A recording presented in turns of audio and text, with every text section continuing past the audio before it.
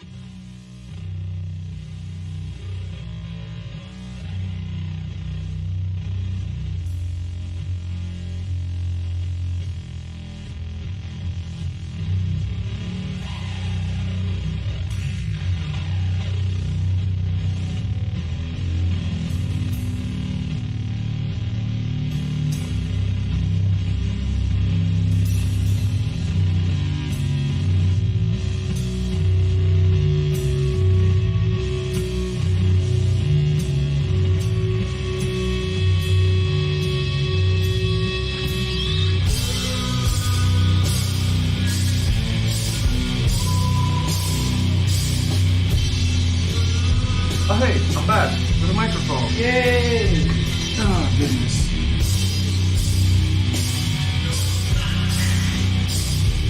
Okay, well, now that the microphone works. Yeah, so apparently my computer just wasn't recognizing my microphone, and I didn't notice that at all, ever. That's fun. Yeah. So let's see, what do we do here?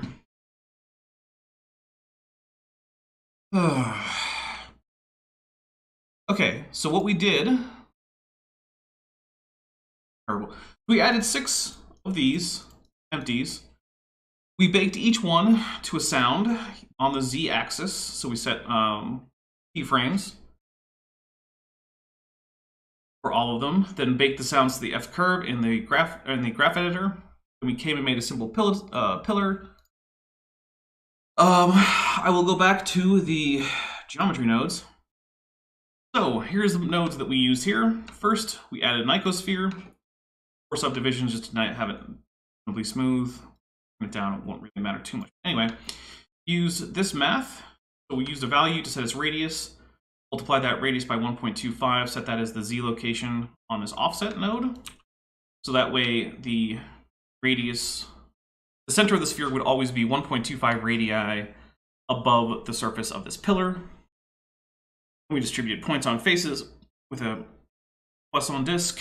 That way the circles wouldn't overlap too much. Did instances on faces, or on points. Gave them icospheres with 3 subdivisions. Then we used scene time in seconds, multiplied by 0.25 to slow it down with a 4D noise texture, followed by this float curve to make it more pronounced. And then we added that to the value that we're getting from our rhythm guitar. And then we multiplied that by 3 and squared it so that it's more pronounced. And all that feeds into the scale. And we set this smooth so that it would be smooth. Now, I'm going to go back to layout, and we have parented this camera to the sphere so that I can do this. Hit I, location, and we're going to go to, say, like frame 300. Yep, we're going to give this a 180. I again. And we're going to come down here, hit V, make it vector. Oh, wait, did I not set?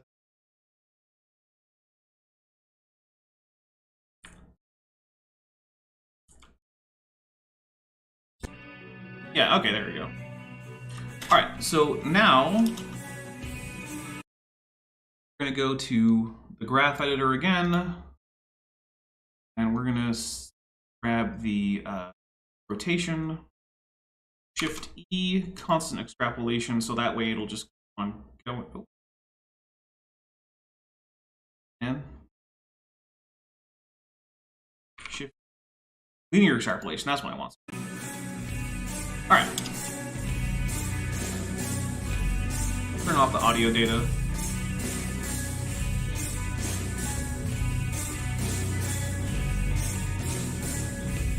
Okay. So we're gonna add in a little bit more stuff from this. So we're gonna go back to geometry nodes. We're gonna tie this in. So what I'm gonna do is I'm gonna add in a reroute. This doesn't actually do anything. It just helps you organize things a little better. So this is basically just saying, hey, this input is gonna get split. And that's because I'm gonna add something here. So in that case, we're gonna add in a math node.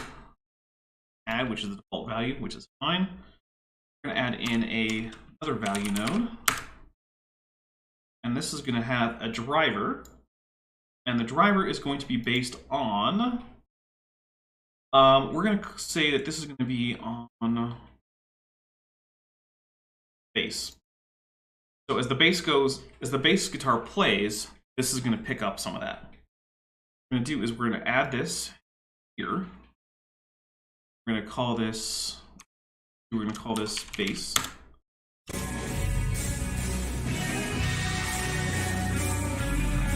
Okay.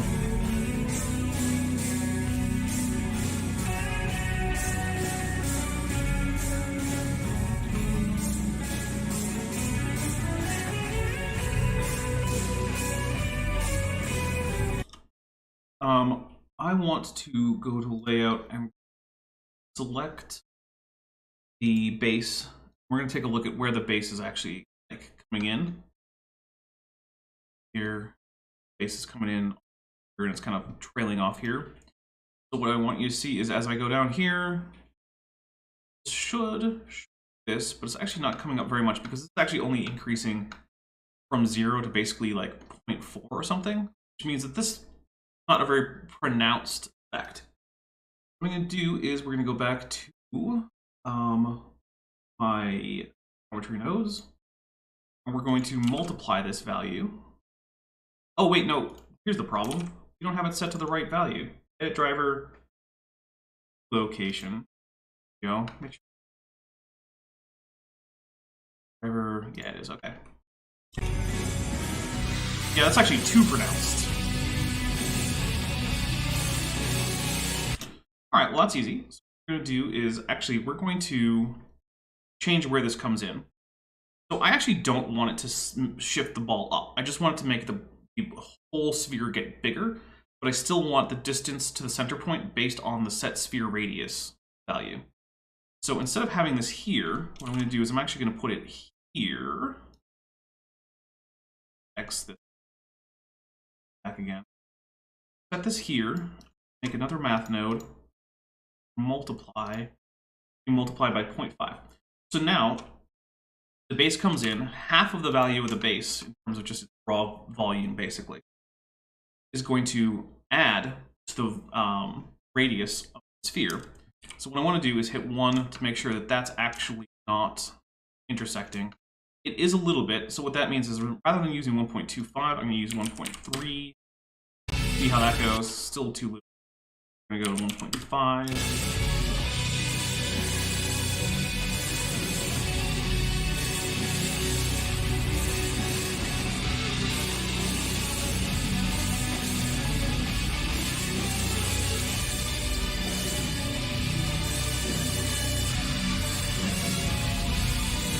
Okay. Let's see. I'm actually going to bring in the original sphere back here. Add in a join geometry. Join geometry. Boom. From here, the sphere.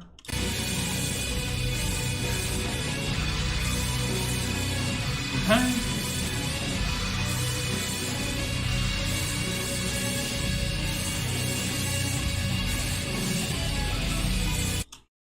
We're also going to up this to 500, I think. And I'm actually okay with a little bit more overlapping than we're getting, so we're going to bring this down to 0.2.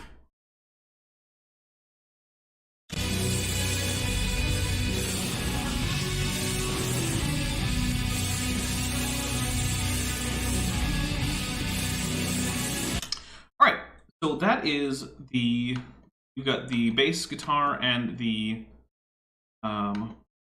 lead rhythm guitar. So rhythm guitar 1. So yeah, we're going to change the name of this to rhythm guitar 1. so we can keep track of what that is. F2 is the hotkey for changing the name on things. So we've got our main inputs are sphere radius, bass, scene time, and rhythm guitar 1. So that is what's giving us this whole thing via geometry nodes, and those are coming off of these empties that I have keyed to the sound. Okay, next we're going to actually build the room that this is in. So we're going to add in a cube. Hit Alt-G to clear its location. Tab to edit mode. GZ1 to on the floor. Then we're going to enter our camera mode. While it's still in object mode, we're going to scale it. Okay, so like about that scale, we don't need to be quite as tall. Tab into edit mode, GZ, grab this. That'll be fine. Doesn't really matter that. The next thing we're actually going to do is going to tab into edit mode, A to select all the faces. We're going to hit F3, flip. That way the inside of the box is actually the spot we wanted to be looking at. It's actually the quote-unquote outside. So we're going to do a couple things. So what we're going to do is we're going to add in lamps. I'm actually going to go to the rendered view here. So in here, you can see that you basically can't see anything. That's okay. We're going to add some lamps. What I'm going to do is I'm going to add a lamp basically at every corner on the bottom here. So I have Shift S, cursor to selected, tab. I'm going to make a light. It's going to be a point light. And then I'm going to select the box again, hit here, Shift S, cursor to. Now we're actually going to Alt-D this again. Alt-D means that their settings are going to stay the same. So for instance, if I come here and increase the power, they both get more powerful because these two are sharing the same object data. They can have separate location, rotation, and scale data, but stuff like how bright they are, what color the light is, all that's going to stay the same because it's set to share the same object data. So we're just going to Shift S, selection of cursor, around again, select this guy and hit P on the numpad, just center my view on it. All right, this guy, Shift S, cursor to selected, Alt-D again, Shift S, cursor, more time here, cursor to Alt-D, Shift S, cursor. Okay, now I'm going to shift right or shift click, select all of these guys. Box, but that's C to do a circle select. Box. Hit 7 to come into top view. We're going to go to the wireframe mode.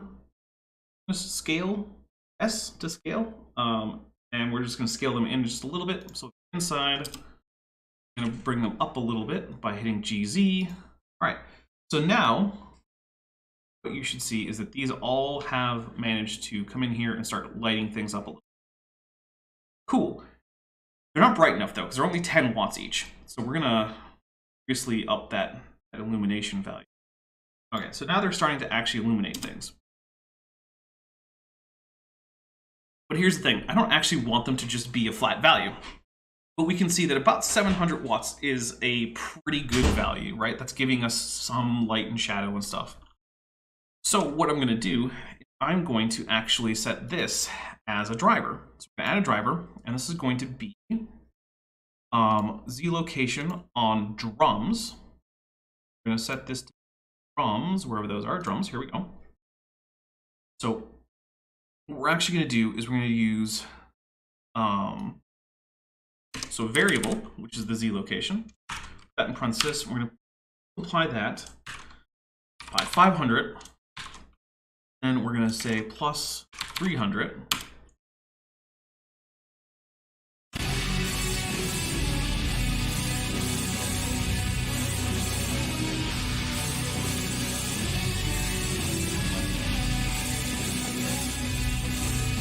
Okay, so now that light gets brighter. But actually, I want there to be a more extreme variation. So what I'm going to do is actually go to, I'm going to drop this down to 200. And then we're going to, actually what we're going to do is we're going to drop it up to, pull it up to 600, but then reduce this. So at minimum, when the drums aren't doing anything, this is only going to be at like 100 watts. But at maximum, it's going to be at like over 1,000 watts. Yeah, there we go. Okay. Now let's set some actual materials for this guy. So this is our sphere. We're gonna name it like weird gross sphere. Weird gross sphere. We're gonna call it. We're gonna make a new material. It's gonna be called gross sphere. You guessed it. Weird gross sphere. All right, we're gonna take this. We're gonna shift, or sorry, F3. We're gonna set material, and it's gonna be weird gross sphere. Okay, so now when I go to edit this material, weird gross sphere, it'll actually change because you have to set materials in the geometry nodes if you're using geometry nodes. Oh, hey there, Nebulon. Welcome to the show. Sorry that the first half hour of this was inaudible because my computer decided that it didn't want to recognize my microphone. Okay, anyway, let's see. First, I want this to be able to shift its color. So what I'm going to do is I'm going to add in a color ramp. Color ramp. And it's all one word for some reason. Weird little things like that you got to remember in Blender, where it's just like, oh yeah, color ramp is one word, even though that's not a real word. Okay, so I want this to go from sort of yellowy green to a, it's over here, but not like this bright sort of neon green, right? I want it to have a little bit less saturation. More saturation. Okay. And this yellow is going to come down a little bit. You get it a little bit. All right, so this is going to be able to change the color, right? So what I'm going to do is I'm going to add in some value nodes. And we're going to add in at least 2. And we're going to add a driver, because that's like the theme for today, is adding drivers. So I want this to be good distortion. And yeah, that'll be fine. And this one is going to be, oh no, remove from key. Add a driver. Yep, there you go. Delocation, and this is going to be more distortion. Okay, that's good. Add a math node, math. And I'm going to switch this to dev. That way I can actually on. I'm going to add those 2 values together. And they're just going to come in here. So that's going to be subtle, but as the distorted guitar gets louder with the additive property, it's going to actually push it more towards this green, and when it's quiet, it's going to push it more towards the yellow. Or here, where basically there's no sound. That's about as yellow as it gets. I'm actually going to make it more yellow. Change my mind. Okay. But then as you see, as we come through and the music starts to pick up, I'm going to get more green when the distorted guitar does stuff, basically. This is going to basically be, the greener it is, the more distorted guitar sounds we have. Up specular a little bit. We're going to drop roughness. Because I'm actually going to set our subsurface color to like this. I'm going to switch my subsurface radius to just 1, 1, 1. So the way subsurface radiuses work, this is blue, green, red, or sorry, red, green, blue. And basically it takes the number that you, or the color that you have set as the subsurface color, multiplies it by those values, and then that's the amount of subsurface that actually gets through for each channel. Which is complicated and silly, and I just wanted to use this thing, so I'm just multiplying by 1, 1, 1, just so there's no weird, it's going to give you more red and less blue, whatever. We're going to change this to 0.05. There you go. See, now it looks like a weird ball of snot. For some reason, that's what I'm going with. But it's a little bit too like constant. So what I'm going to do is I'm going to add in a noise texture. Now I want to double check what my time factor thing for this was. I want to use that again. So what I do is go back to geometry nodes real quick. And so scene time, I multiplied it by 0.25. So I'm going to do that again with this. We're switch it to 4D. Add in scene time. I have that time? Nope. Okay, so I just have to do hash frame 0.25. Oh, 25, come on. So hash will set up a driver automatically. This is just a driver using frames, except I did frames, not seconds. 24 frames per second, which means I also have to divide this whole 24. Okay, so divided by 24. There we go. So this, I'm going to shift control, left click on this because I have Node Wrangler enabled. If you don't have that, go to your preferences, go to add-ons, Node Wrangler. It is included in Blender. Shift control click will allow me to see what's actually going on. And as you can see, this is using generated coordinates, which is not what I want. I want this to use object coordinates. Yeah. All right, so we're going to hit Control T. That's again a Node Wrangler thing, and we're just going to switch this from generated to object. So it's going to be smooth across. All right, we can up this scale a bit. Yep, that's what I want. Okay. Next, we are going to add in a color ramp. So F3 color ramp. And we're just going to drag these flags in a little bit so that there's a little bit more contrast. There's some actual like completely white and completely black spots. Okay. So, oops. Now I'm looking at my roughness. So I thought roughness looked pretty good at 0.345. What I'm going to do is I'm going to have a map range node. Map range is nice because it lets you take a input from one value to another and output that normalized to a different value set. And it doesn't have to always be normalized to 0 to 1. So what I'm actually going to do is I'm going to normalize this 0 to 1 input in here. So from 0, minimum 0 to maximum 1, and have that be from minimum 0.145, maximum 0.545, which means it's going to center at 0.345, which is where I had roughness. I'm going to plug this into roughness, and then we're going to shift control click on this guy. We should be able to see that has affected the roughness on this. So yeah, you can see that there are patches like right in here where it's more rough, less rough. I actually might want to increase that maximum. Put this to like 7. We're going to drop this down even lower. We're going to put this down to 0. This is going to shift my my average up a little bit, but that's okay. Yeah, okay, that works. We're actually going to bring this scale down a little bit more. Okay, yeah, so now there's some variation there. And it moves. I like it. Okay, we're going to do something similar. So I'm going to just grab this noise detector, Shift D. We're going to give it the same mapping. We're going to shift this down to like 20. And we're going to add in a bump map. Bump. Factor into the height. We're probably going to have to amp down. Yeah, that strength is way too high.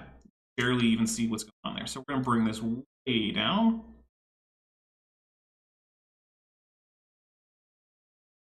Yeah, something like that. Okay. We're actually going to drop down. Oh, this value isn't actually even changing. I do want it to change. What we're going to do is we're going to copy driver. We're going to paste the driver, but we're going to do something a little bit different. We're going to drop this down to 0.15. Okay.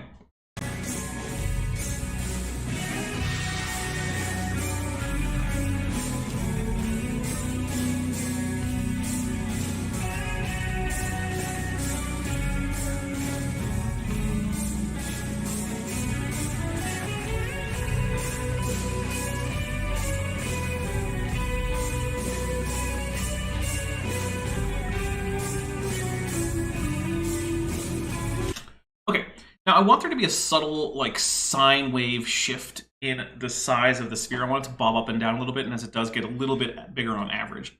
Just as, like, just cuz, right? Like, I don't have a good reason for that. I just do. I feel like it'll be fun. So we're going to click on the sphere, go back to geometry nodes. So how do we do this? Well, we know that we have the sphere radius and the scene time in seconds. Those are both things that are, you know. So what I want to do is I'm going to try a ping pong function, I think. No, I don't actually. I'm going to tie this to a new empty. What we're going to do is we're going to shift A. We're going to add in another empty plain axis. We're going to move this into the audio data, even though it's technically not audio data. We're going to call this. What are we going to call this? Call this ambient bobbing. We're going to hit Alt G to center this thing. I. Frames. Okay, there you go. That's. We're going to go to layout again because I don't want this to be in geometry nodes. We're going to grab this, make it a graph editor, and I'm going to grab this Z location, add in a modifier, and it's going to be a built-in function, which is already set to sine wave, which is what I want, but way too big. So we're going to make this like a whole lot wider. Oh yeah, we have to go down.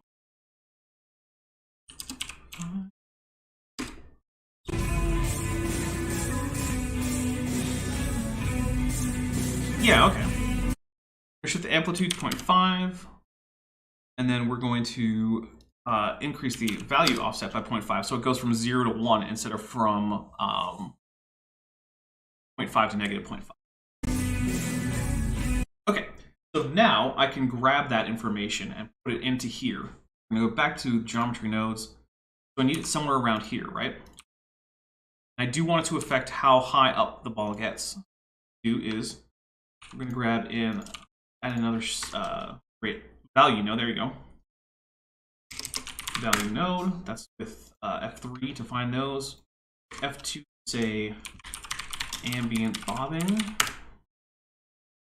All right, and we're gonna add this into here. So grab a math node. Gets added to here. This is going to be driver. Go to ambient bobbing, key location, and right now we're just gonna have it be the flat variable. Okay, but that's way too big. So what we're gonna do is we are going to have a divide node.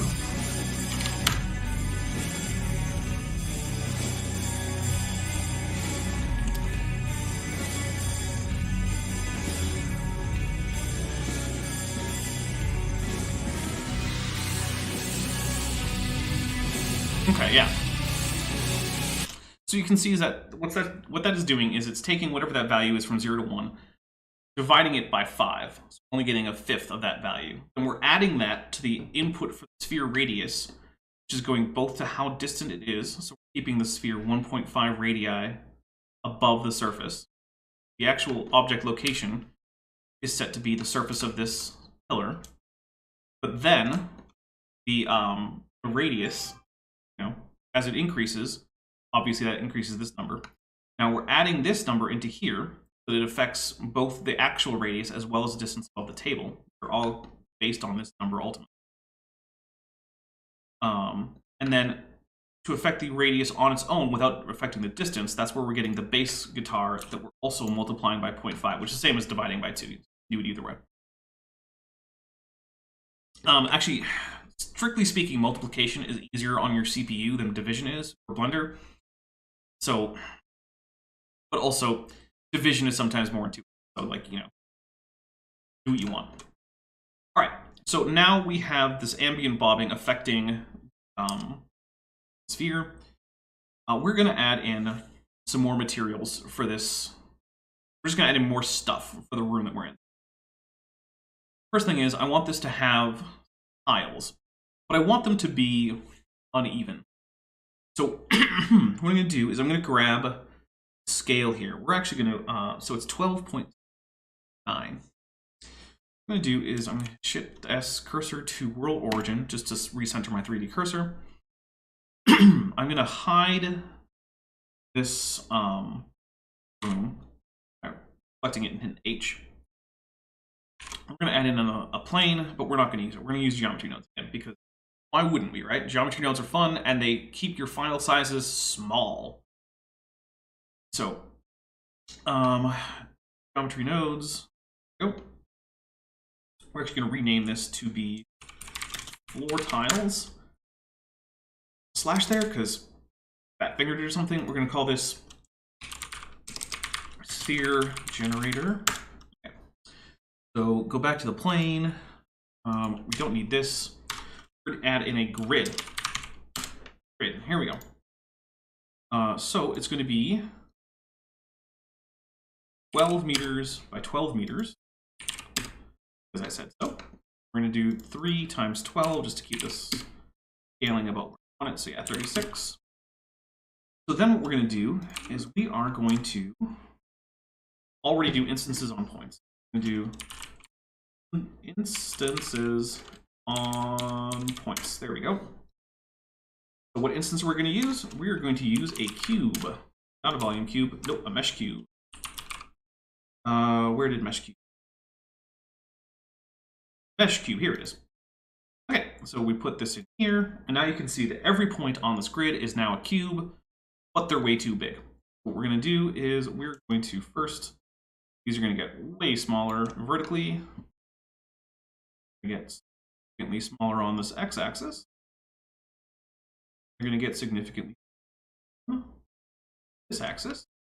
Okay. So now I'm going to make sure that they're square. So we're going to say they're both 0.34 on both axes. Now we have this little grid of tiles. We can make them a little bit smaller. We're going to just go to 0.3. Okay. They're still a little bit tall. Drop them down. Okay, so the reason I'm doing this is because I want there to actually be like variation angle of these. This is going to be sort of like a little bit chaotic. We're also going to swap out of that view mode. We're going to go back to look. Okay, so rotation is going to be what we're going to randomize a bit. Now, annoyingly, Blender wants radians for what do you call it? For rotation on this. So we're going to do combine X, Y, Z. We're going to have a series of random numbers being inserted here. So we're going to have random value. We're going to need 3. Okay, and we're going to split the seeds up. So seed 1, seed 2. Okay, so it's going to be radians. So on the x-axis, I don't want it to go all the way up to 1 radian. That's way too much. We're going to try starting off at 0.1. 0.1. Yeah, that's pretty good. Try that again for the y. Okay. Yeah, okay, so these are already a little uneven. And we're going to go to, say, 0.15 for the z-axis. There you go. Yeah, see, all these tiles are a little off. Some crazy man made these tiles. They're all just a bit uneven. That's just going to give extra visual interest to when we're moving around. Okay, so what's the next thing we're going to do? First, we're going to come up to this cube, and we're actually going to give it more vertices on the x and the y. There's a reason for that. Actually, no, we're not, because I just realized that what I thought we were doing is not what we're going to do. Next thing we're going to do is we're going to go to, here we're going to say set shade smooth. We're also going to add in a realize instance. Now, realize instances doesn't look like it does anything when you plug it in, right? It's like the point of this. What it does is, see, Blender takes these cubes and just says, okay, they're all just carbon copies of a single cube, and nothing is going to affect that. They're just going to be that cube. Realize instances takes it and says, no, treat all of these as individual points, faces, and lines that can then later be manipulated with whole object modifiers. So we take realize instances, and we come over here to our modifiers. We're going to add in a bevel modifier. So without realize instances, these would actually not be beveled. This is why we need the realize instances. We're going to go up to 2 on here. So we have 2 bevel. We're going to drop down the amount to like 0.01. That just smooths these out a little bit, so that rather than having razor sharp, like infinitely sharp edges, the edges are just a little bit smoothed out, which is going to help them catch the light better. Now this guy needs to come up ever so slightly so that it's actually sitting on the tiles instead of in them. Not a big deal. Does mean, however, that I do need to recenter this guy a little bit. So we're going to hit, already have that selected, tab into that. Shift S, cursor to selected.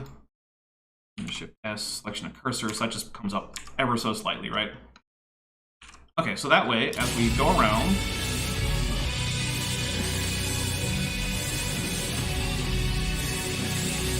awesome. Okay, so we're gonna hit Alt-H to unhide this, and we now are finding out that this is smaller than I wanted it. I wanted this to fill up the whole room, but that's okay, because I'm just gonna manually scale it.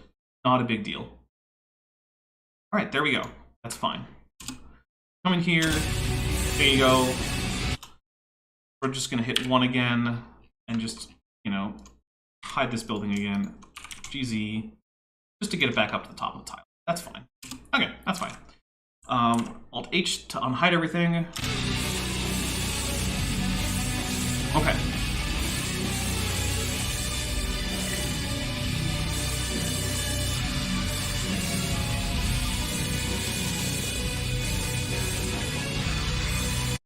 All right, now this, I'm gonna click on this, double click X so I can roll this up a little bit.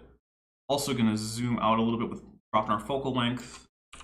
And we're gonna center this a little bit more. Okay.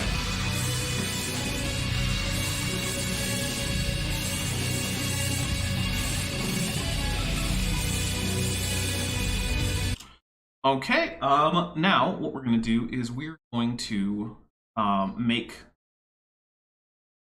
some kind of object for these lights. I'm not sure what yet, so actually before that, let's just work on this material. So we're gonna hit new, we're gonna call this tile. Over here I'm gonna hit F2 and this tiles. We need to go into the geometry nodes. So to be in the geometry, to have the geometry nodes show up, you actually need to have the geometry nodes active. Just go left click on them. So what we're going to do is we are going to node label F3 for set material. No matter where in the string we put it, put there. Tile. All right. Back to layout. Back to shader editor. So what we're going to do is we are going to give this a noise texture. I'm going to just visualize it. Hit slash so that I can only see this guy. Okay, so I'm going to go to control.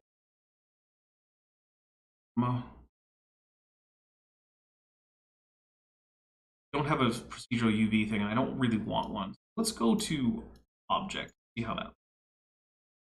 Yeah, that'll be fine. It's not ideal because really, if I did this in cycles, I would do like random per island nonsense.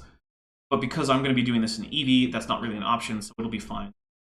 What we're going to do with this is we're going to make this pretty darn light on the roughness. We're going to stay as sort of grayish tiles. We're going to do a lot of work on this roughness. So we're going to have color ramp in here. We're going to go in here. Shift Control click.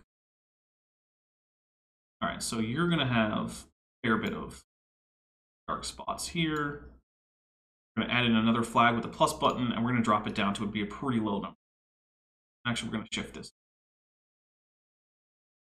And then we're going to set this to B-spline so it's smoother. Yeah. There we go. That's what we want.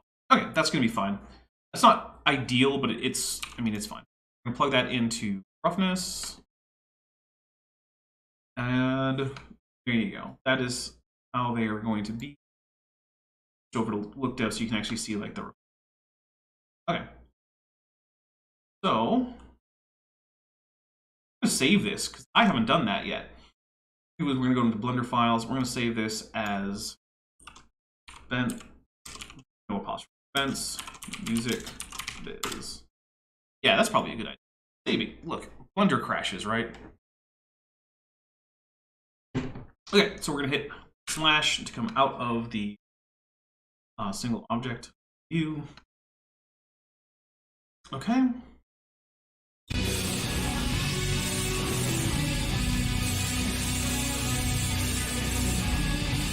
Right, we're gonna do a couple things to make this look better. We're gonna activate ambient occlusion, then we're gonna activate bloom, and then we're gonna activate screen space reflection.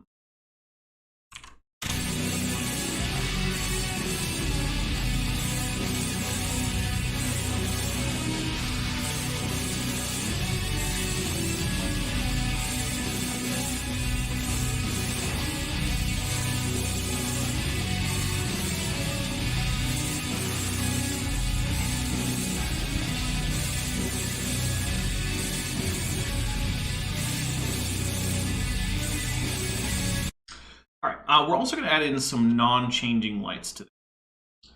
I want there to be a couple of spotlights. So I'm going to come up here, hide this.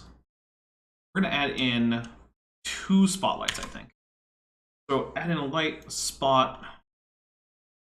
3D viewports be better.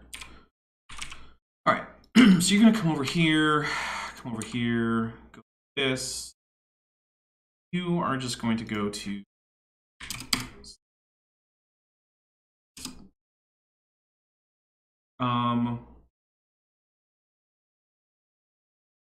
okay. See a little bit better. That's not bad. I'm gonna give it a little bit of a bluish tint. Okay, and then we're gonna just and we're gonna switch this from X, switch this Y position to negative. Nope, that was rotation. Whoops. Switch this X location to negative. There you go. Then we're gonna switch this to that. Make this 80 so that they're basically in opposite directions, and we're also going to switch this to be actually 0 on the Z-axis. So they're literally in opposite directions. Okay, so that's just going to give us a little bit of, like, we can always see some kind of light on here, even when the lights tied to the drums aren't doing anything. And these lights are just going to be constant.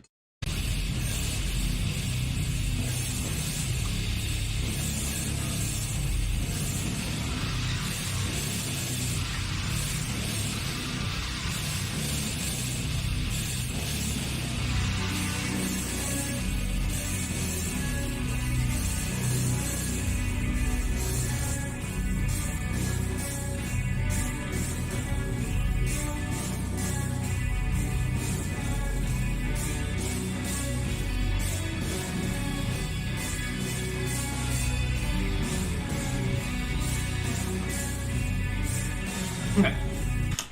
All right. So next, we are going to grab this guy, go over here, and we're going to take a look at this. So the radius is 0.25 meters. I actually want to aim. What I'm going to do is I'm going to hit 7 to go to top view. We're going to hide this guy again, hide the tiles again. So I want these guys to come in a little bit closer.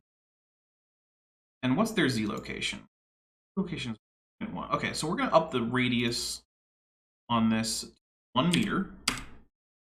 And then what I'm going to do is, on the first one, I'm going to hit Shift S, cursor to selected, and I'm going to add in a sphere here.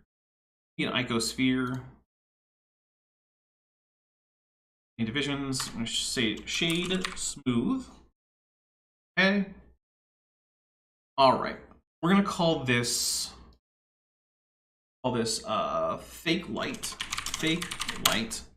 Important thing we're going to have to do is we're going to have to go to visibility and make sure, no, we're going to have to go here, call this fake light, and then we need to go down here to settings, say that shadow mode is flip. Go over to here, visibility, so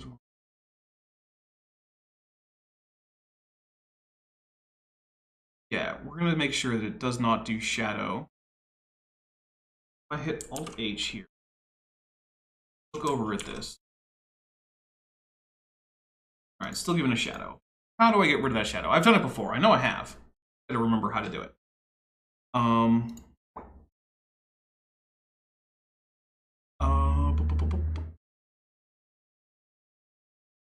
Here, backface culling that. There you go. All right, so now this is not going to actually cast a shadow. The reason for that is because this is going to be a fake light.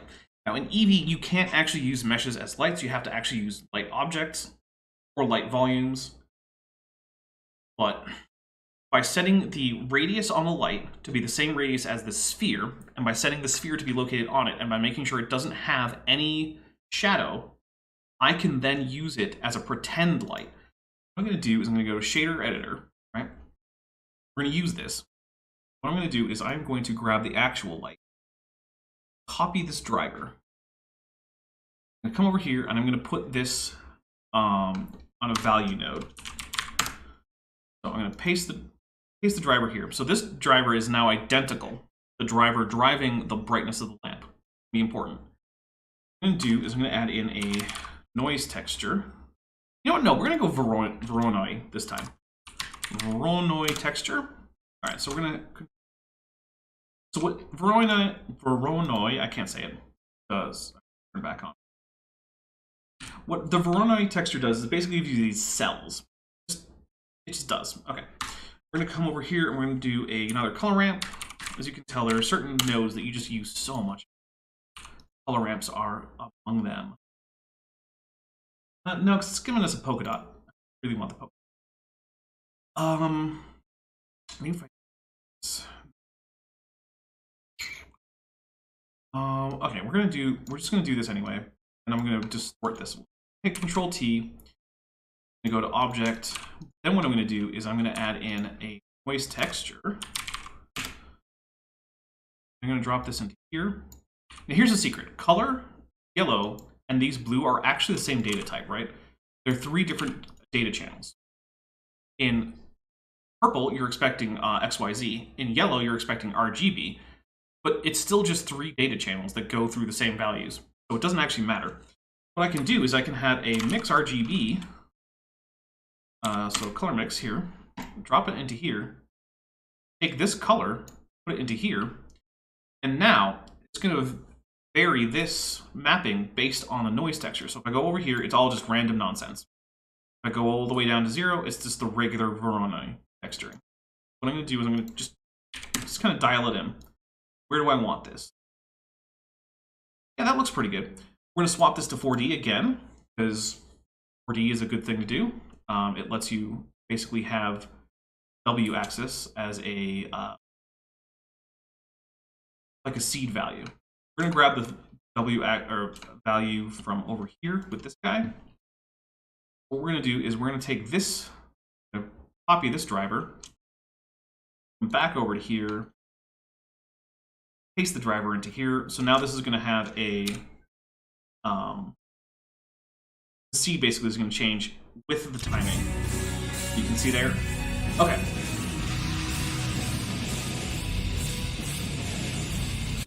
All right. I want there to be more black in this and a little less white. Okay. We're also going to have it rotate a little bit. We're going to have it rotate on the nope, that's location. Rotation. Here we go. So we're going to have it rotate a little bit. So I want it to rotate sort of this way. What we're going to do is we're going to go to frame 0, hit I, frame, whatever this is. I'm going to have this be set to 360, I again. I'm going to B, go to vector, so it's just smooth motion. That's way too fast. So, yeah. So basically, I'm just going to shift this up a whole bunch. Oh, no, I have it on location. That's the wrong thing. What am I doing? All right, I want it on rotation. That's how I want it to work. Here, Alt-I to clear this. Alt-I to clear this. Set this vector. Oh, no, I want it to be -3. I want to rotate. Okay. That's too slow, so we're gonna bring this down to like here. Still too slow. Why aren't you negative? Oh, probably because I forgot to hit I after I did this. Yeah, there you go.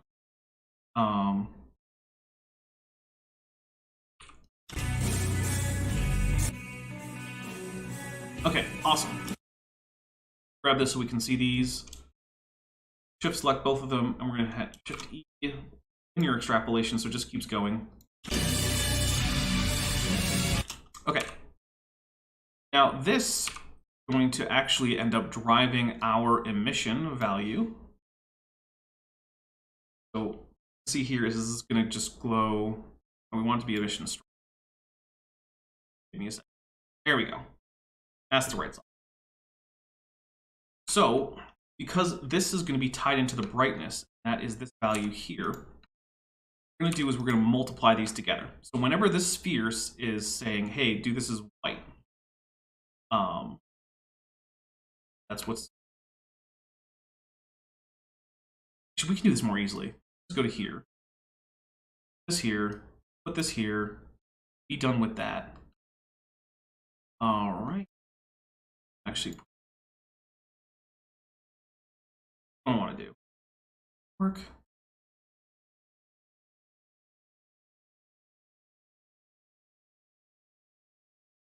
All right, we're gonna try and multiply it. So we're gonna go math, multiply these two together, see how that works. Sometimes you get a plan, right, for Blender, and it's just, no, that's not what I want. Oh, yeah, because this is black, so it's not gonna emit anything, of course. I'm gonna bring this up here, bit, multiply it by this value.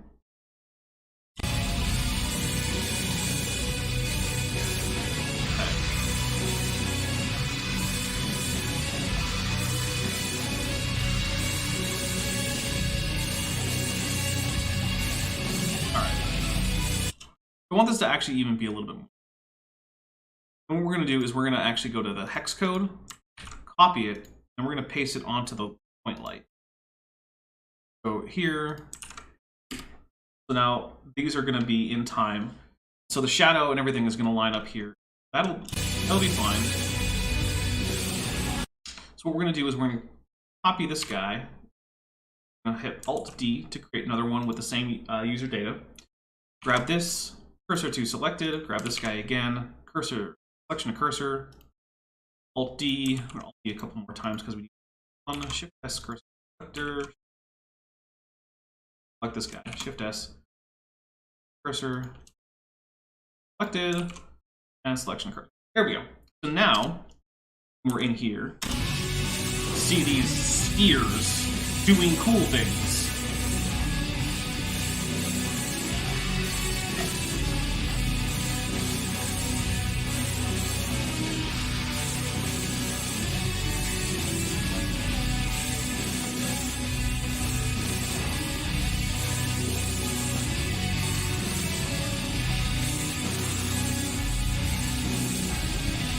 Okay, let's see, what else do we want to do? I want to give this thing material, so we're just going to, we're going to call this pedestal. I'm also going to make sure that this thing pedestal, there we go. Okay, so we're going to give this sort of a stone look. Everything so far is very smooth, so I want to give this sort of a rough hue. What we're going to do is we're going to grab a color mix, or mix color, whatever. Set these to two sort of stony colors. Here, that's a good stone color. Here's a good stone color. We're going to drop these on this. There we go. Those look like stone colors to me. We're going to pop that in here. Add in a noise texture. We're going to hit Control-T again. I almost always use object coordinates for textures. They're easier. They look smoother. It's just drop this a little. So we're gonna 9.1. Look, there's no right answer to what to put, like scale and stuff like that. You just do it. Works, and if it does, then fine. Drop in another color ramp.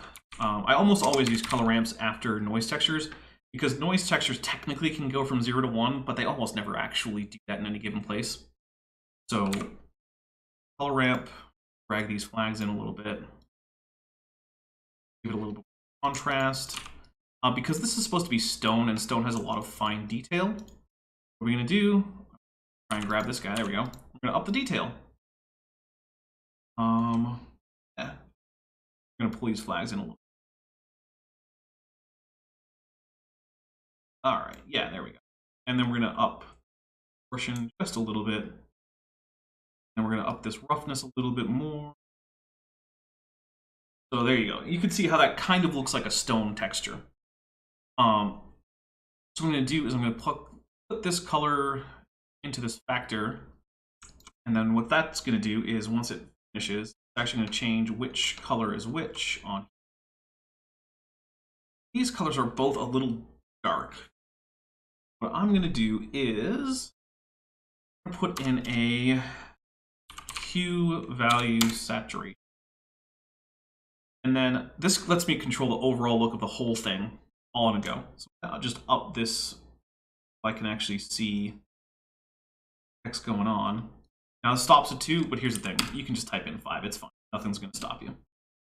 Okay, so I can see the variation in color there. That's good. All right, so the next thing I want to do, I'm actually just going to Control C to get my circle selector, grab all these, Shift D. What I'm going to do is I'm going to hit this to 4D, and I can just leave it at 0. It's fine. I'm going to add in a bump. Plug this factor into the height. Normal. And then that's going to give us this noise, but that's way too strong. I'm going to put this down to like 0. Actually, I'm going to up this scale a bit. So we're going to go to 12. Go. Then we're going to put the roughness almost all the way up. So it has that sort of rough-hewn stone look to it. And there you go. There's a stone pillar. Now, the reason I'm using almost all procedural stuff, right, is it actually takes a little bit longer to render, but it also makes the file way smaller, which means that I can just send it, say, to Bent if he wants it. And it doesn't have to come with a gigantic file size because everything's procedural. I'm not actually having any image textures so far.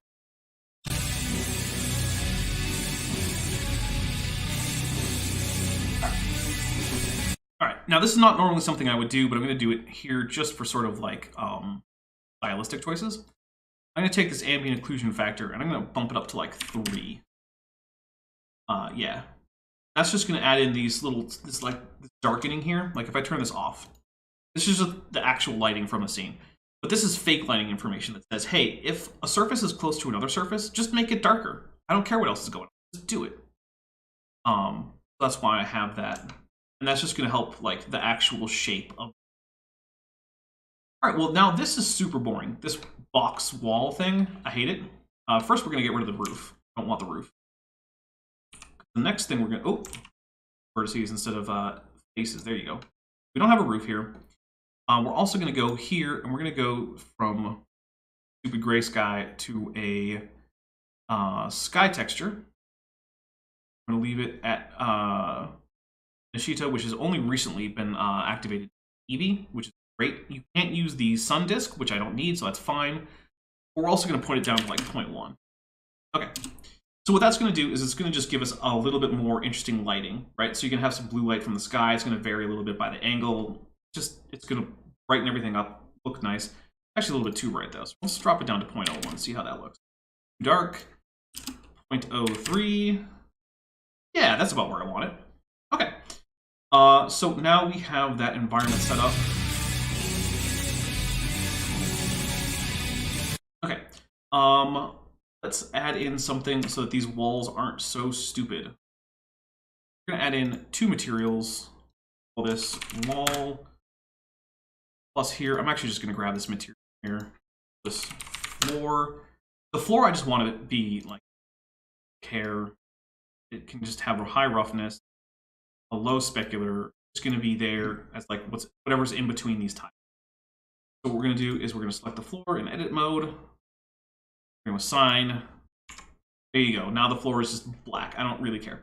I actually also want the walls to be very dark in color. We're going to set them down here. I'm also going to lower this roughness. Right? And what we're going to do is we're going to give it sort of like a stone look. So what I'm going to do is I'm going to add in Nice texture. Okay, we're gonna up this distortion like a lot. Not quite that much. Yeah, about this much. Do a ramp, color ramp. There you go. I'm gonna hit Control T. We're gonna set this to object coordinate. All right, so we're gonna bring this up quite a bit. I'm gonna go to B spline. On B spline, there you go. We're gonna add in another flag, and we're gonna set it to be black. So we actually can clamp that black value where we want it. Yeah, that's about.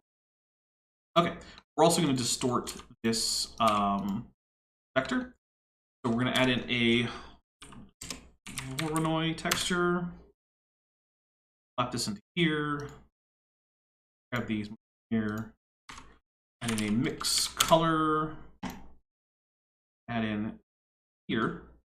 So we can actually make it so it's based on this. We're going to switch this from Euclidean to pattern, maybe? We're just going to look around. No. Maybe, though. Maybe. Minkowski. Kind of like Minkowski. Let's see what happens when we edge. I actually do kind of like that. We're gonna go with that, but we're gonna have it be more of the actual. Okay. So then what we're gonna do with this is we're gonna actually use this to derive the difference between two different like shader bits. So first, this is actually going to go into my bump. So we're going to add in a bump node. Okay, we're going to invert this because I want the white parts to actually go deeper. And we're just going to drop this in here, drop this into here, grab this. Okay, take a little while. Yeah, okay. I do want to turn this down, but I actually do like it pretty strong. So we're only going to turn this down like 0.3. Yeah, okay. The next one we're going to do is actually just duplicate the whole guy. All right, and we're going to set this not to black, but to like a bronzy gold color. Set the metallic all the way to 1. We have a mix shader.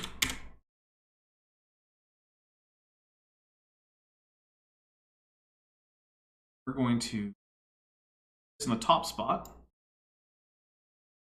I'm going to actually have another color ramp. Output of this is going to go into here, but actually, no, I'm going to bring in a new color. I don't want to duplicate that one. Color ramp. Here, and instead of linear, we're going to set this to constant. So there's not going to be any fall off. So I'm going to keep doing this until I start to see about as much white stuff as I want. There you go. This is going to be the mix factor here, which is going to mean wherever it's white on the output of that color ramp, it's going to be the gold metallic color. Oh, wait, no, mixed them up. So I'll switch these around. And when it finishes, there you go. So we got this metallic stuff. But you know what? It's kind of lame. Like, it doesn't actually have a whole lot of reflection or whatever. So we're going to drop this for a little bit. What we're going to do is we're also going to add in. That will also increase the vision. Give us like, yeah, there you go. All right, so we're also going to do a few more things to make this look natural. So let's see. I'm going to up roughness a bit and the detail. Oh, okay. Is that going to clash with the color scheme? What if we made this a little bit redder? Down. Does that actually reflect anything in the natural world? No. No, not really. Do I care? Also, no, not really. All right, so we're going to grab another noise texture. This is going to come in. We're going to put this to 10. We're going to use the same mapping. We're going to do a mix. Wrong. Mix color. There we go. Drop you into here. This is just going to be like another overlay on top of that bump. And I'm going to make sure that the bump from the same thing that's driving the difference in material is going to be the predominant thing. I just want to have an extra little bump that's on top of that. Things a little bit less, more I don't know, chaotic. We're going to drop this roughness down, this detail. We're also going to drop this down to like, bring up the scale. All right. All right, so that just gives an overall roughness on top of it.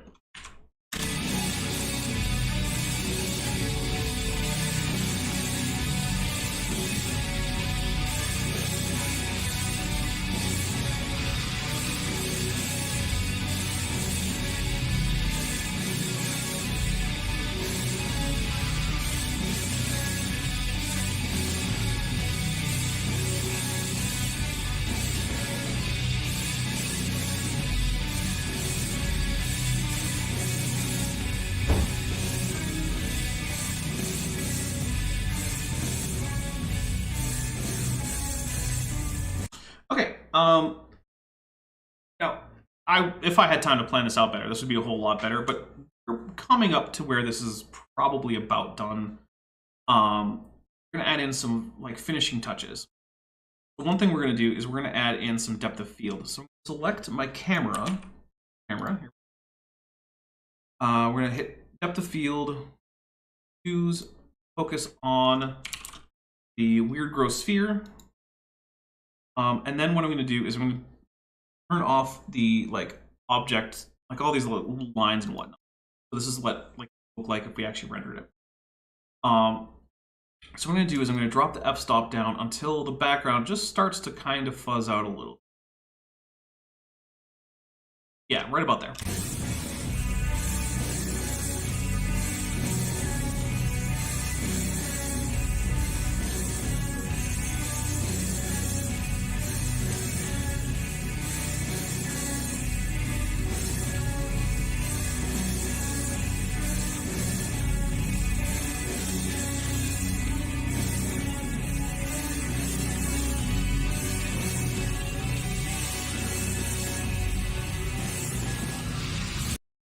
All right, let's go over to film. Not film, what am I looking for? Motion blur. We're gonna turn on motion blur. So that way it just adds a little bit more realism. Let's see. Anything else I super want to add? Not. This is just a very basic music visualization, right? So we have, go over the whole thing. We have, first we set up a bunch of empties. The empties all get baked to a different track from the sound file. We added the original, like the fully mixed sound into this in our video editor so that we can hear the actual song as we go. But the empties are all tracked to individual tracks, like the bass or the drums or whatever. And then we tied various bits of the guitar tracks to this green sphere, which also has some ambient animation using geometry nodes. Then we made these fake lights by tying the drum track into the brightness of some actual just regular old point lights, but then making them have a radius of 1 meter, adding a sphere of 1 meter, having that have fake emission based on the same driver, and also giving it some ambient noise with the rotation of spheres and whatnot, and the differences in the W-axis on noise, textures, all that stuff. So that is tied to the drums, and then we basically just have this camera circling it, and what we're going to do is we're going to do the last few things. So we're going to hit F12 to render. There we go. So that took 3 seconds, 3.18 seconds to render. What we're going to do is we're going to decide, so you guys can't see it, but I'll be able to go to compositor, nodes, I'm going to add a viewer, and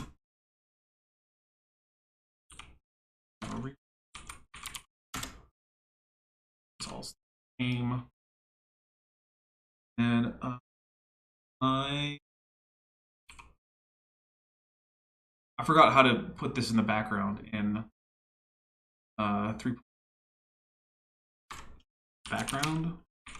Oh, yeah, I don't remember how to do it. So whatever. I'll just show you what's gonna. Okay. So first we're gonna add in a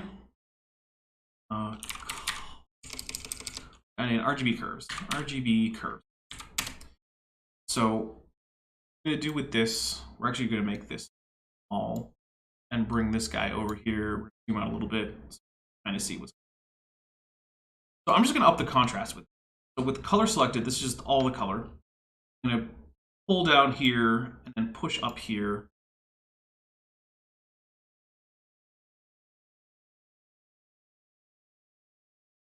And that's just going to up the contrast a little bit. So if I like hide this,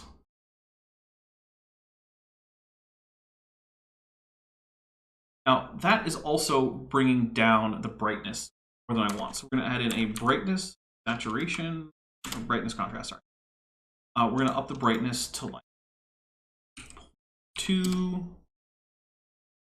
contrast about 1, just a little bit. I want to up that brightness more. So yeah, there we go. Okay, let's see. Then I'm going to add in some lens distortion. Lens distortion. Fit. Like 0.1. This is going to be sort of like weird and tricky, so we're going to put 2.5 maybe? Yeah. All right, so that's just going to give a little bit of chromatic, actually a lot of chromatic aberration. That's way more chromatic aberration than you should normally use. But because this is a little trippy, I'm adding way more than normal. In fact, actually, if I just went to 0.1. No, that's too much. That's too much. Let's try 0.3. Oh, sorry, 0.03. Actually, I do like that. Okay, so then add in a little bit of a vignette. Ellipse mask. So ellipse mask, if you're using the standard like 1080 by or 1920 by 1080, the values that are going to work here are going to be 0.5, sorry, 1, and 0.56. If you're using a different aspect ratio, dial it in. All right, we're going to add in a blur and go to fast Gaussian relative, and I just like to put it to 20%, 20%. It's just like numbers that I know work reasonably well for what I want it to look like. We're going to add in a mix. Bottom, we're going to switch this to multiply. And we're going to drop this factor down somewhat.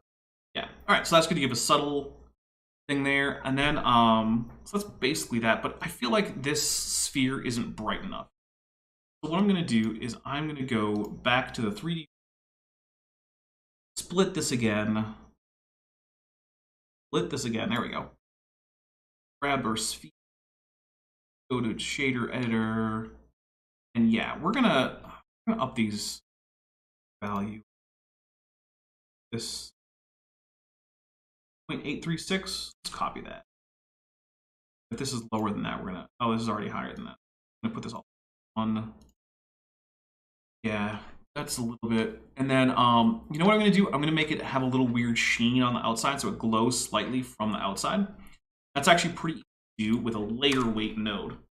So we go in here, add layer weight. I'm going to show you what this does. So I don't want Fresnel, I want facing. So as you can see, facing is basically, the more it points directly at you, the lower the value is going to be. The more it points away from you, the closer the value is going to be. Once it's at 90 degrees, then it's going to be at 1. Now you can use this blend to increase or decrease values. I'm going to set this to a pretty low value. I think that will work. We're going to toss in a color ramp, because why would we ever not toss in a color ramp, right? Color ramp. What we're going to do with this is we're actually going to in this white a little bit, and this. Okay, so this is going to become an emission value, and I want it to emit this color by this amount. I go in here. Once this computes, you're actually going to see is right here at the edges, this is actually glowing, and it's also actually glowing at the edges of all these little spherules. That's giving this subtle glow. And the other thing we can do is we can actually add in a math node. We can set it to multiply, and this can become our brightness value for the glow.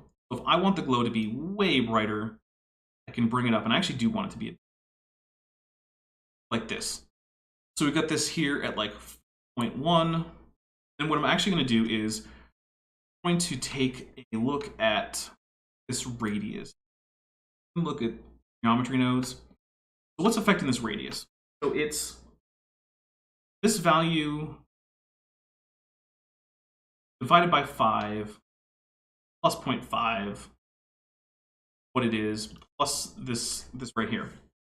So how can we combine that? Because what I want to do is I actually want to make this a fake light like the other light, which is going to be a little tricky. But what we're going to do is we're just going to add in another what do you call it? Don't worry about it. I'm gonna think. Do I actually care if it actually follows this? A little bit. I do a little bit. What am I gonna do? Because I can't apply a geometry node to a light. Think about this a little.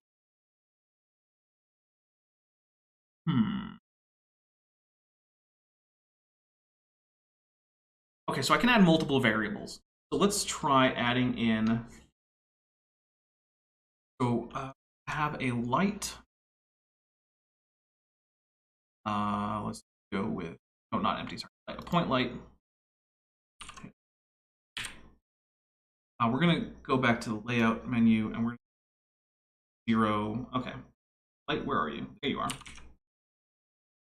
We're gonna wireframe. Oh, and we need to turn on all of our. Okay. So your radius, we're gonna set you to a default radius of 0.5, which is the same default radius as this guy. Okay. So let's. This is gonna be a little complicated, but I think I can make it work. Let's see. So we're gonna take this. We're gonna use nodes. We can use nodes. No, I guess we can't. I'm just gonna set this to. Okay. So if I go here, grab this, switch the settings to alpha clip 1. Once again, we will get no shadow from it, but we get some glowing light. Do I actually care enough to make this a light? I actually might not. Because I actually don't like the green glow down there. Alright. No, we're just not going to do it because I don't like the green glow at the bottom. So get out of here, light. Now we're going to do some cleanup time. So we're going to go to orphan data. There's this guy. Oh, we have some extra stuff here that we don't need, right? Like I deleted a cube at some point. Get rid of it. I deleted a couple point lights. I deleted a camera. I'm not going to get rid of the brushes because those can. No, not C. View layer. There we go. Back to normal. Okay. So basically, this is where I'm setting this up. So we're going to hit F12 again. Get a brand new render with the glow. Okay, so now we have the glow on the sphere.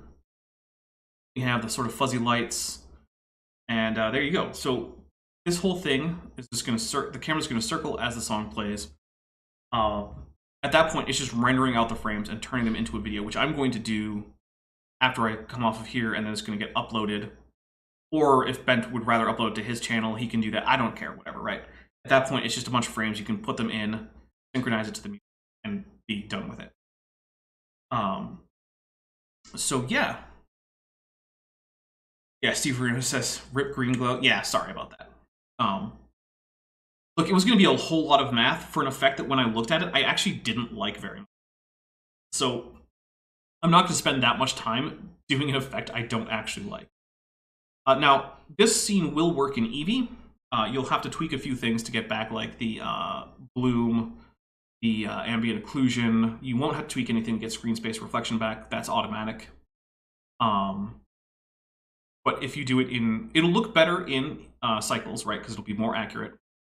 But it will also take a whole lot longer to render. So for instance, this was a 3.23 second render here. If I switch this to cycles, and then I give us like a reasonable number, like 128, and hit F12, you see it's going to take a lot longer. I mean, it's already taken longer, right? Just to set up the scene. But on the other hand, it does mean you can get rid of the point light. And instead of using these fake lights as fake lights, they can just be real lights. So there's that. But as you can see, right, like this is going to say, like, oh, this is going to take like 7 hours. right? So that's why I'm not using cycles for this. Can use cycles. Almost everything that I did here in Eevee will work in cycles. If you want to use cycles, do be aware that like you're taking your render times and multiplying them by probably like 100, even for a pretty low sample count, right? Because it's a complex scene, a lot going on. I have subsurface scattering in on this sphere, which is why you can see that right now, early in the render process, it's all just chaotic noise and nonsense. The FOV, like the field of view drop for the camera that I did to make this background a little bit out of focus, that is also going to take up more time because Blender has to do a lot more math to do that than if you had just not had field of view. Whereas in Eevee, it's basically faking it. So it's a pretty simple mathematical equation. Basically, Eevee is a renderer that you would find in like a video game, right? It is designed for real-time rendering. Now, it can drop below real time as you start adding more and more things to it, but it's always basically cheating. It's never actually physically accurate. However, it can be good enough. And in this case, I think it is. Because like, as you can see, like this, we're already up to almost 2 minutes on it. We had 29 frames. Right? This is going to take forever to get one frame out. How many frames do we have? 16,972. Yeah. Do you want to wait for 16,972 times like 5 minutes? Because I sure don't. And sure, if you have a render farm, that's great. Like I have Sheepit, but quite honestly, I'm not going to spend my Sheepit points that I use for my actual regular YouTube channel on this music visualization. It's going to be expensive. So yeah, that's just to say that all of this that I've done, with very few exceptions, like the point lights I don't need. But other than that, like, yeah, this will all work in cycles. I'm just going to kill this thing now, put it out of its misery. So yeah, if I let it go through, it would actually do some automatic denoising, so this would look less horrible, but we're going to set this back to cycle, back to Eevee. And then, yeah, so what you're going to want to do at this point, you're going to want to set an output. By default, this is set to RGBA. We don't actually need the A. So to save on file size, we're going to set this to RGB. Leave it as PNGs. I'm going to click this button here. We're going to navigate to go to videos. No, not that video. Videos I have on my G. All right. Add a new folder. We're going to call this Bent Music Viz Frames. Now it's important to output these as frames first, because you could switch this and just say, hey, just output this as a video. But here's the problem. If you do that and anything happens to the render, that video is now corrupted, right? If you save them all as frames first, then they all get saved as individual PNGs, which you can then later put into Blender and actually edit them as a video. And sure, you'll have to resync the music, but that's relatively easy. So I'll accept that location, and then I come up to render animation, or you can hit Control F12. What this is going to do is going to actually just start animating this, right? And so this is set to be 1920 by 1080. Because this is a 3D scene, these graphics aren't starting out as like a rasterized image, so you can actually just set it to whatever value you want. If you set this to be a 4K scene, it will just be 4K. And because almost all these textures are procedural, they actually don't technically have a pixel limit. You use image-based textures, and you zoom in on them. Eventually, you're going to get to the point where you're getting a pixel-by-pixel image, and that's going to break that sense of realism. But by using procedural textures, they technically don't have a resolution limit. Now, your computer does, because your computer doesn't have infinite computing power. But yeah, so now this is set up, and these are all taking somewhere around 3 seconds per frame, which is clearly not real time, but it's also obviously better than what we had before, where I got to like 5 minutes and I just killed it and we weren't even halfway there.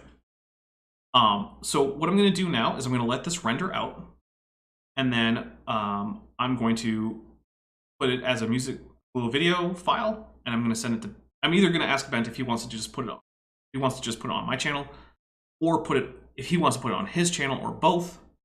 Either way, I'm going to put links in the description to the final video.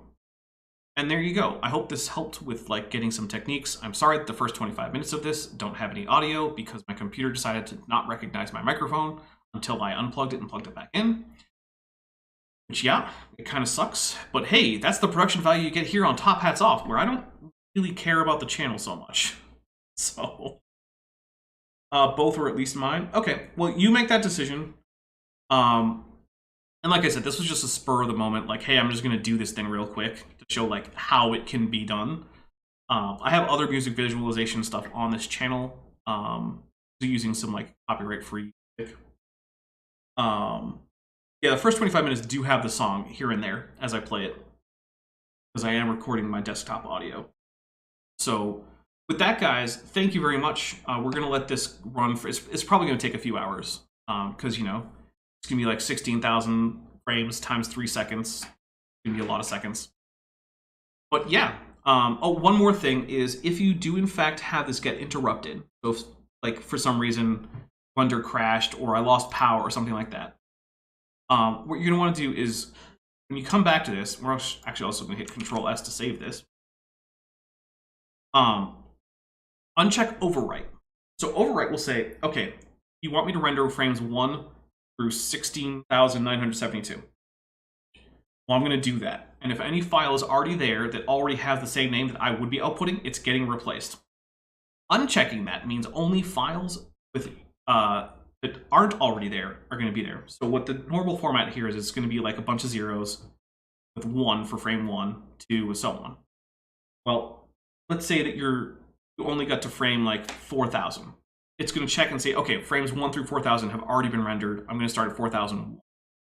So unchecking that overwrite is going to be helpful if you come back and start the render back up again because something happened, or you just couldn't leave it on all night. And yeah, that's it. That was the last thing I wanted to cover, is the overwrite checkmark. Thanks again, and I will talk to all of you, hopefully, on Tuesday for Kent with Bent over on my main channel. Bye! Thanks for watching, but before you go, I just want to say a special thank you to my channel members and my patrons, especially those pledging $20 or above. Bob Knob, Work in Progress, Benthovent, Tapioca Weasel, Denny5252, Ian Chen, Landon Knoll, Mabbity Babbity, McSpooks, Sphincter of Doom, The Venerable Bede, Elleron Teller, and Pat L. Dennis. As you probably know, YouTube is a very volatile platform, and from month to month my income on the channel can swing wildly. But the people you see on screen are directly supporting, so that I don't have to worry too much about that, and the channel can keep going as it is, and perhaps even improving. If you'd like to join this team, there are links below to join the channel or in the description to join the Patreon. The Patreon starts as low as $1 a month, and the channel memberships start as low as $1.99 a month. On Patreon, you can even get a discount for pledging annually. If you do decide to pledge, you'll get access to an exclusive Discord server just for channel supporters, as well as early access to all of my pre-recorded videos, often up to 2 months in advance. Higher tiers will unlock even better perks. Now, if the annual or monthly pledge isn't right for you, but you still want to support the channel, there is a merch store down in the description, as well as an Amazon wishlist, just for me. And if financial support isn't something you can or want to do, then if you still want to help out the channel, please just like and share these videos and make sure you comment on them. It really helps the channel out. Thanks again for watching.